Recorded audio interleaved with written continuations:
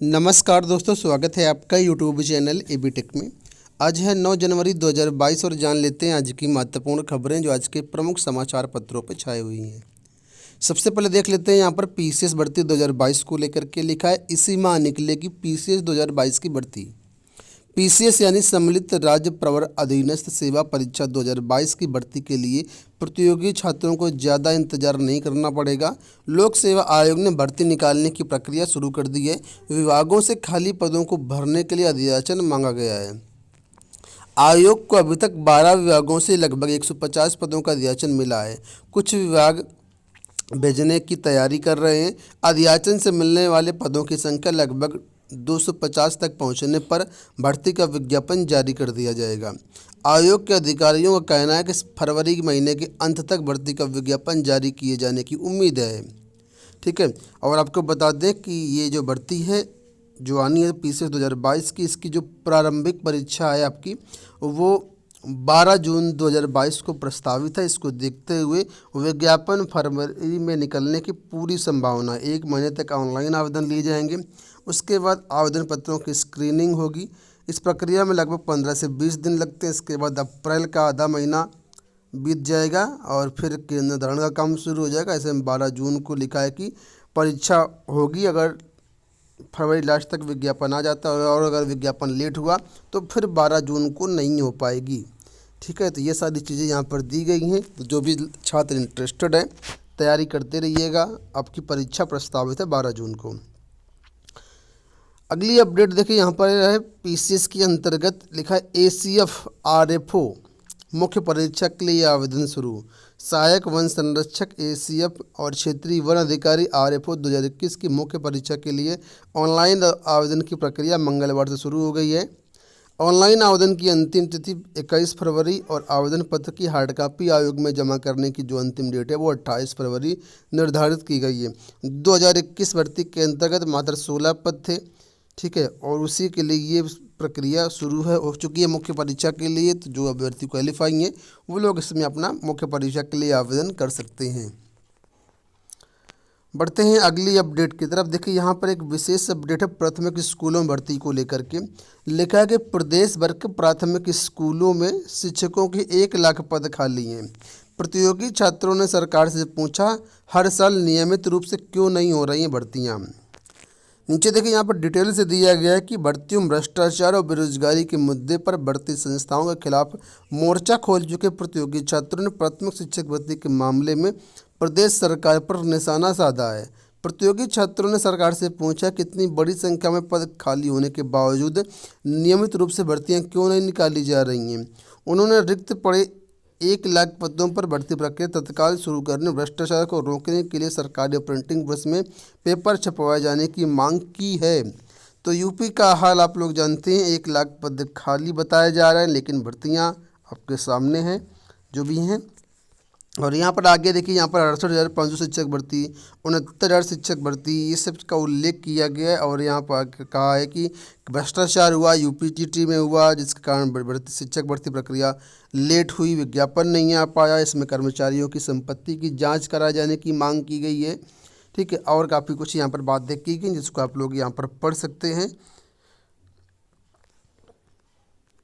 प्रतियोगी छात्रों ने जो है सेवानिवृत्त से 2 साल पहले जो भी पद रिक्त हो रहे हैं उनकी गणना करके भर्ती प्रक्रिया में शामिल करने की मांग की है। साथ में कहा, अनुदेशकों को मिले नियमित शिक्षक का दर्जा। छात्र ये भी चाहते हैं कि जूनियर में अनुदेशक जो तैनात होते हैं उनको नियमित शिक्षक का दर्जा दिया जाए। बढ़ते हैं अगली अपडेट की तरफ। केंद्र में जो है शिक्षक पदों को खाली भरने का जो मुद्दा है वो राज्यसभा में गूंजा है। उसके बारे में यहाँ पर अपडेट किया गया है कि राज्यसभा में कई सांसदों ने मंगलवार को केंद्र सरकार के खाली पड़े 8 लाख से अधिक पदों को भरने की मांग करते हुए बढ़ती बेरोजगारी के दौर में केंद्र के 8 लाख पदों का रिक्त पड़े रहना न्यायोचित नहीं है। केंद्र सरकार के जो भी विभाग हैं उन सभी विभागों में 8 लाख पद खाली हैं। तो कई सारे सांसदों ने राज्यसभा में इसका मुद्दा उठाया। लिखा कि शून्यकाल के दौरान वाईएसआर कांग्रेस के सांसद वी विजयसाई रेड्डी ने कहा कि केंद्र में खाली पदों का अंबार लगा, लेकिन बेरोजगारी बढ़ रही। सरकारी आंकड़ों के मुताबिक केंद्र के 8 लाख पद खाली पड़े हैं, लेकिन सरकार भर्ती प्रक्रिया तक नहीं शुरू कर रही, जबकि पहले की कई भर्तियां पेपर लीक होने और मुकदमेबाजी की वजह से लटकी हुई हैं। उन्होंने कहा कि युवाओं में घोर निराशा फैल रही। सरकार को इस मसले में संवेदनशीलता दिखानी होगी और ठोस कदम जो है उठाने होंगे। तो इन पदों को भरने के लिए सांसदों ने सरकार को घेरा है और कहा है कि इन पदों पर भर्ती जो है की जाए। बढ़ते हैं अगली अपडेट की तरफ। कल जो है सपा का घोषणा पत्र आया, उसमें क्या क्या बातें निकल के आई उसका वीडियो हमने आपको कल बनाया था। सपा का भी बनाया, भाजपा की भी बनाया, आप लोग दोनों वीडियो को देख सकते हैं और डिफरेंस कर सकते हैं। देखिए, आज भी समाचार पत्रों में दिया गया कि संविदा प्रणाली खत्म करेंगे, महिलाओं को भर्तियों में आरक्षण देंगे, पुरानी पेंशन बहाली करेंगे, 11 लाख पदों पर भर्ती का वादा किया गया है। ठीक है, इस यहाँ देखिए 11 लाख पदों पर भर्ती का वादा किया गया है। 22 लाख रोजगार आईटी सेक्टर में देने का भी ऐलान किया गया है। ठीक है, तो ये यहाँ पर नौकरियों से संबंधित महत्वपूर्ण चीज़ें हैं। साथ में बालिकाओं के लिए पीजी तक की मुफ्त शिक्षा देने का वादा किया गया है। शिक्षा मित्रों को 3 साल में नियमित करने का भी वादा किया गया है। कई सारी चीज़ें हैं जो आप लोग देखे होंगे। बढ़ते हैं अगली अपडेट की तरफ। यहाँ पर टीजीटी पीजीटी को लेकर के अपडेट है, लिखा है देखिए यहाँ पर कि जौनपुर जिले की अपडेट है। लिखा है कि टीजीटी पीजीटी 2021 में जो भी चयनित अभ्यर्थी हैं उनको वेतन भुगतान के संबंध में ये लेटर 8 फरवरी को जारी किया गया है। और यहाँ पर देखिए सारी चीज़ें लिखा है कि उपर्युक्त के संबंध में निर्देशित किया जाता है कि अपने विद्यालय में जो भी नवनियुक्त शिक्षक हैं उनको वेतन बिल 3 दिन के अंदर कार्यालय में प्रस्तुत करें। यदि किसी भी प्रकार की शिकायत संज्ञान में आती है तो गंभीरता लेते हुए इंटरमीडिएट एजुकेशन एक्ट की धारा के तहत कार्रवाई की जाएगी। तो कई सारे ज़िले ऐसे हैं, उसी में से जौनपुर ज़िला भी ऐसा जहां पर कुछ शिक्षकों का जो वेतन है मैनेजर के द्वारा या प्रिंसिपल के द्वारा निर्गत नहीं किया गया, उसी को लेकर के यहाँ पर ये लेटर जारी किया गया है। इसके साथ ही कल भाजपा का भी घोषणा पत्र जारी हुआ था, इसका भी वीडियो अवेलेबल आप लोग देख सकते हैं। यहाँ पर देख सकते हैं दोनों में डिफरेंस बताया गया है कि भाजपा का संकल्प पत्र और सपा का वचन पत्र में क्या क्या अंतर, क्या क्या योजनाएं अगले 5 वर्ष के लिए बनाई गई हैं अलग अलग पार्टियों के द्वारा। तो यहाँ पर देख सकते हैं साइड में बीजेपी का दिया गया और सपा का वचन पत्र दिया गया है।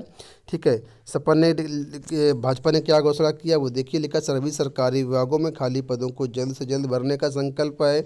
ठीक है, और लव जिहाद की यहाँ पर बात की गई है, रामायण यूनिवर्सिटी की स्थापना की बात की गई है। और हाँ, यहाँ देखिए 6000 डॉक्टर्स की बात की गई, 10,000 पैरा स्टाफ की बात की गई, ग्राम पंचायत में खेल के मैदान की बात की गई है, हर मंडल में कम से कम एक यूनिवर्सिटी की बात की गई, प्राथमिक विद्यालयों को स्मार्ट विद्यालयों के तर्ज पर विकसित करने की बात की गई है। ठीक है, तो ये सारी चीज़ें हैं, आप लोग डिटेल से इसको देखे होंगे, समझे होंगे, तो आप लोगों के लिए ये अपडेट है। और अंत में बात कर लेते हैं DSSB को लेकर के।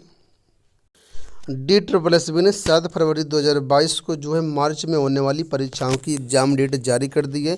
7 मार्च 2022 से एग्ज़ाम है। यहाँ पर जो एग्ज़ाम है असिस्टेंट प्राइमरी टीचर के एग्ज़ाम है, जिसका एडवर्टाइजमेंट नंबर है 2/2021 और इसका पोस्ट कोड है 42/21। इसी तरीके से अलग अलग पोस्ट कोड के जो एग्ज़ाम है इसकी एग्ज़ाम डेट जारी कर दी गई है। ठीक है, ज़्यादातर यहाँ पर जो पद हैं असिस्टेंट टीचर प्राइमरी वाले हैं, बाकी अन्य भी पद हैं। तो कुल मिलाकर के 30 मार्च तक, 7 मार्च से 30 मार्च तक के जो भी एग्ज़ाम होने हैं वो डेट जारी कर दी गई है। इसके नोटिस अगर डाउनलोड करना चाहते हैं governmentjobcenter.com के एडमिट कार्ड सेक्शन से आप लोग इसको डाउनलोड कर सकते हैं और वहीं से आप लोग इन फ्यूचर एडमिट कार्ड भी डाउनलोड कर पाएंगे। तो दोस्तों ये हो गई आज की सारी अपडेट। आशा करते हैं वीडियो पसंद आया होगा। इस वीडियो में इतना ही, धन्यवाद।